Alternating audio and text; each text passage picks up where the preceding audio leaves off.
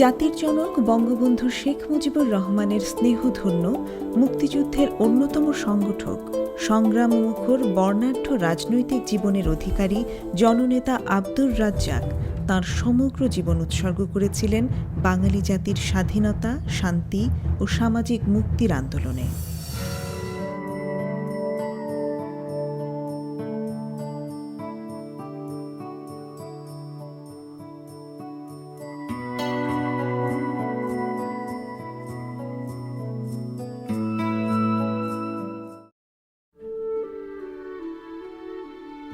আব্দুর রাজ্জাক ১৯৪২ সালের ১ আগস্ট শরীয়তপুর জেলার ডামুড্ডা উপজেলার দক্ষিণ ডামুড্ডা গ্রামে এক সম্ভ্রান্ত মুসলিম পরিবারে জন্মগ্রহণ করেন।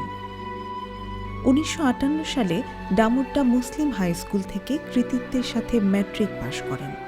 ১৯৬০ সালে ঢাকা কলেজ থেকে আইএ পাশ করেন। ১৯৬৩ সালে ঢাকা বিশ্ববিদ্যালয় থেকে রাষ্ট্রবিজ্ঞানে বিএ, ১৯৬৪ সালে এমএ এবং ১৯৬৭ সালে এলএলবি ডিগ্রি লাভ করেন। ছাত্রাবস্থায় রাজনীতির সাথে সম্পৃক্ত ছিলেন।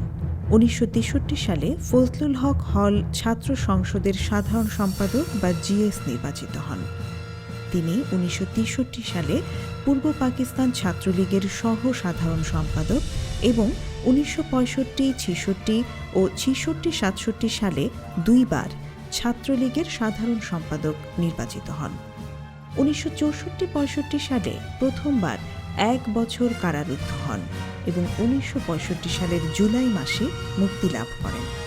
জনাব রাজ্জাক বঙ্গবন্ধুর নির্দেশে ১৯৬২ সালে বাংলাদেশের সশস্ত্র স্বাধীনতা ও মুক্তির লক্ষ্যে সিরাজুল আলম খান ও শহীদ কাজী আরিফকে সাথে নিয়ে বাংলাদেশ লিবারেশন ফোর্স BLF গঠন করেন। ১৯৬২ সালের শিক্ষা আন্দোলন ও ১৯৬৬ সালের ঐতিহাসিক ৬ দফা আন্দোলনকে সংগঠিত করেন। ১৯৬৭ থেকে ১৯৬৯ সালে ৬ দফা আন্দোলনের সময় তিনি আবার ২ বছর কারা নির্যাতন ভোগ করেন। তিনি মহান মুক্তিযুদ্ধের পূর্বে স্বেচ্ছাসেবক বাহিনীর প্রধান হিসেবে বঙ্গবন্ধুর নেতৃত্বে পরিচালিত ঐতিহাসিক অসহযোগ আন্দোলনে এবং মুক্তিযুদ্ধকে সংগঠিত করতে বঙ্গবন্ধুর বিশ্বস্ত ও আস্থাভাজন হিসেবে গুরুত্বপূর্ণ ভূমিকা পালন করেন। আমাদের মুক্তির সংগ্রাম, আমাদের সংগ্রাম স্বাধীনতার সংগ্রাম।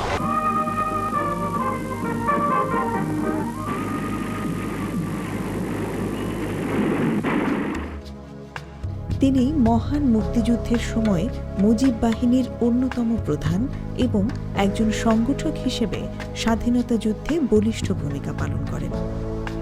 জনাব আব্দুর রাজ্জাক ১৯৬৯ থেকে ১৯৭৫ সাল পর্যন্ত আওয়ামী স্বেচ্ছাসেবক বাহিনীর প্রধান ও ১৯৭২ থেকে ১৯৭৫ সাল পর্যন্ত বাংলাদেশ আওয়ামী লীগের সাংগঠনিক সম্পাদকের দায়িত্ব পালন করেন।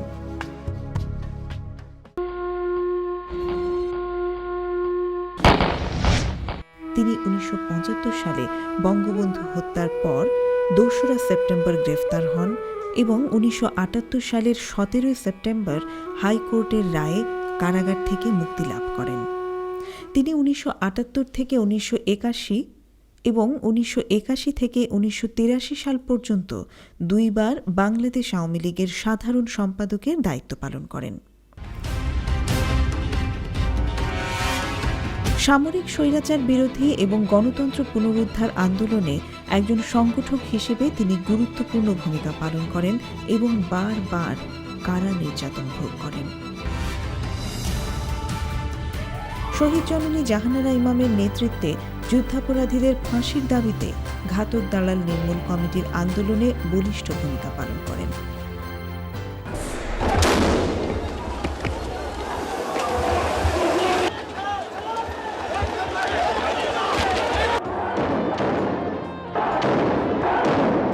দু সালের ২১শে আগস্ট জননেত্রী শেখ হাসিনার উপর ভয়াবহ গ্রেনেড হামলায় তিনিও মারাত্মকভাবে আহত হন।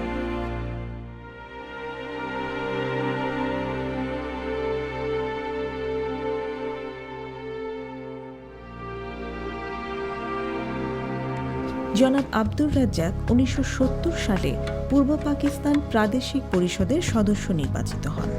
তিনি 1973 সালে জাতীয় সংসদ সদস্য এবং 1991, 1996 ও 2001 সালে প্রত্যেকবার 2টি করে আসন থেকে বিপুল ভোটে জাতীয় সংসদ সদস্য নির্বাচিত হন।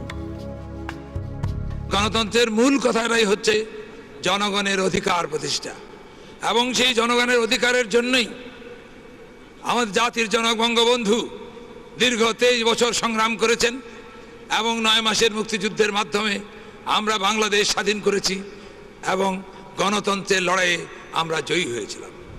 তিনি 1996 সালে জননেত্রী শেখ হাসিনার ক্যাবিনেট মন্ত্রী হিসেবে পানি সম্পদ মন্ত্রীর দায়িত্ব পালন করেন এবং সফলতার সঙ্গে ভারতের সাথে ঐতিহাসিক পানি চুক্তি সম্পাদনে বিশেষ ভূমিকা পালন করেন।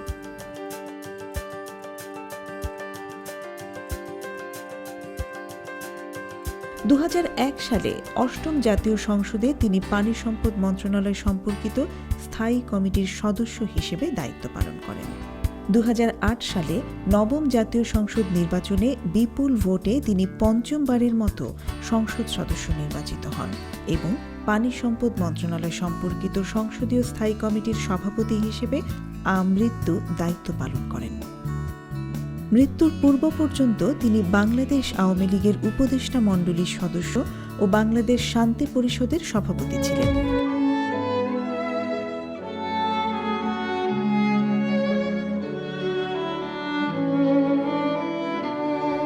তিনি তিনবার বাংলাদেশ আওয়ামী লীগের সভাপতি মণ্ডলীর সদস্য ও বিশ্ব শান্তি পরিষদের সহ সভাপতি নির্বাচিত হন এবং শান্তি আন্দোলনের একজন সক্রিয় নেতা হিসেবে বিশ্বের বিভিন্ন দেশে অনুষ্ঠিত শান্তি সম্মেলনে যোগদান করেন।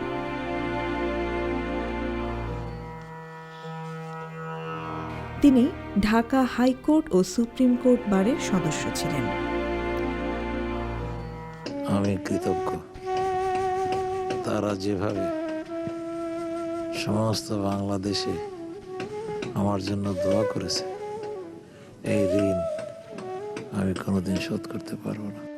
জননেতা জনাব আব্দুর রাজ্জাক এমপি দীর্ঘদিন রোগ ভোগের পর 2011 সালের 23 ডিসেম্বর লন্ডনস্থ কিংস কলেজ হাসপাতালে চিকিৎসাধীন অবস্থায় মৃত্যুবরণ করেন।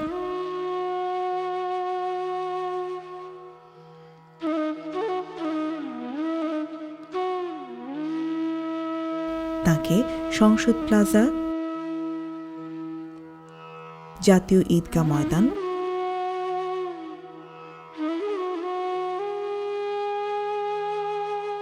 ডামুড্ডা উপজেলা মাঠ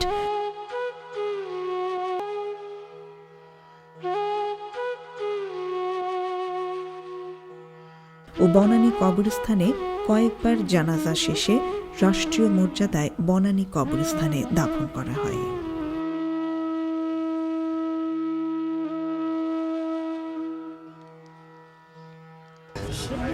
60-এর দশকে যারা এই দেশে স্বৈরাচার এবং সামরিক শাসনের বিরুদ্ধে আন্দোলনে সামিল হয়েছিলেন ছাত্র সমাজের ভিতর থেকে, তার প্রথম কাতারের নেতা ছিলেন রাজ্জাক ভাই। রাজ্জাক ভাই আরেকটি বিরল সৌভাগ্যের অধিকারী যে উনি বঙ্গবন্ধুর হাতে গড়া কর্মী। বঙ্গবন্ধু যাদেরকে দিয়ে 6 দফা সারা বাংলাদেশের মানুষের ভিতরে ছড়িয়ে দিয়েছিলেন, তার ভিতরে রাজ্জাক ভাই ছিলেন অন্যতম।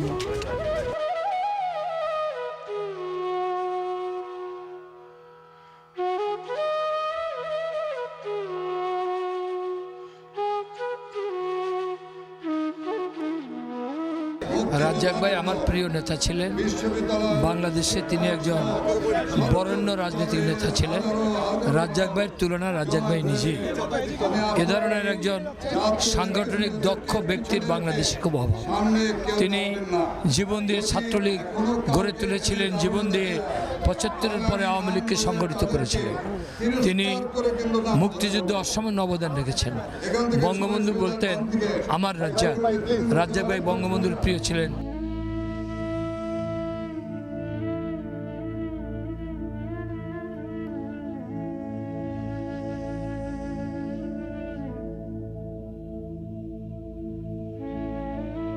রাজ্জাক ভাই চলে যাওয়ার আগে আমাকে বললেন, জাফর সুস্থ হয়ে ফিরে আসবো, অনেক কাজ বাকি এই দেশের জন্য, যুদ্ধ অপরাধীদের বিচার করতেই হবে, তুমি যেখানেই থাকো এই যুদ্ধ অপরাধীদের বিচারের প্রশ্নে আমার সঙ্গে থাকতে হবে।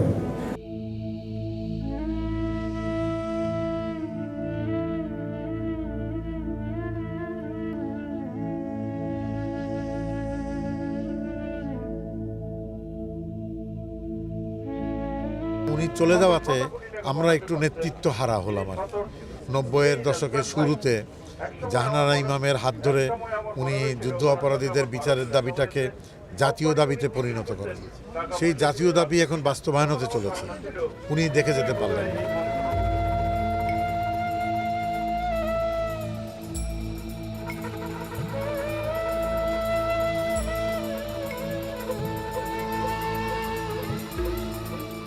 রাজনীতিতে সৌজন্যবোধ, মূল্যবোধ, আদর্শ, এই তিনটি শব্দ যখন বিরল প্রজাতির মতো প্রায় বিলীয়মান, ঠিক সেই মুহূর্তে রাজ্জাক ভাইয়ের মতো সৌজন্যবোধ, মূল্যবোধের ধারক বাহক, আদর্শবাদী সিজন পলিটিশিয়ান, তার শেষ বিদায় যে শূন্যতার সৃষ্টি করল সেটা তীব্রভাবে আজ অনুভব করি।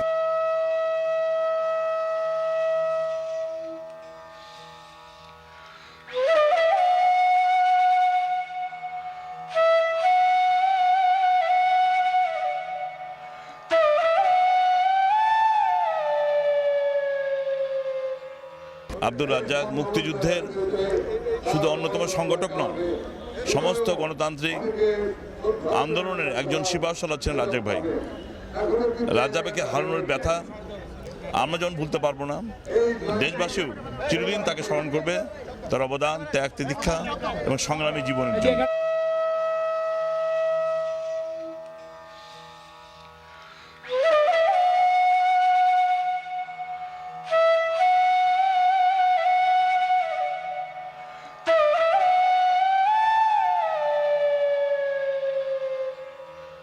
আধুনিক শরীয়তপুরের রূপকার হিসেবে আব্দুর রাজ্জাক শরীয়তপুরের ব্যাপক উন্নয়ন করেছেন, যা শরীয়তপুরবাসী কখনোই ভুলবে না।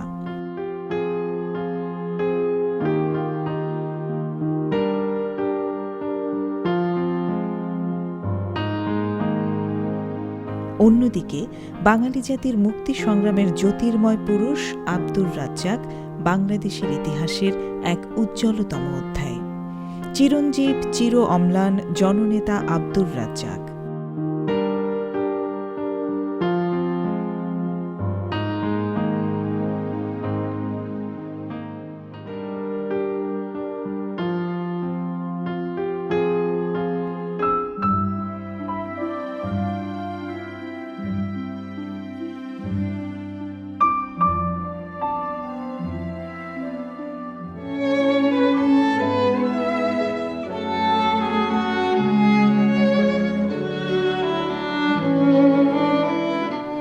অসমাপ্ত কাজ এগিয়ে নিয়ে যাবে বাংলাদেশের নতুন প্রজন্ম।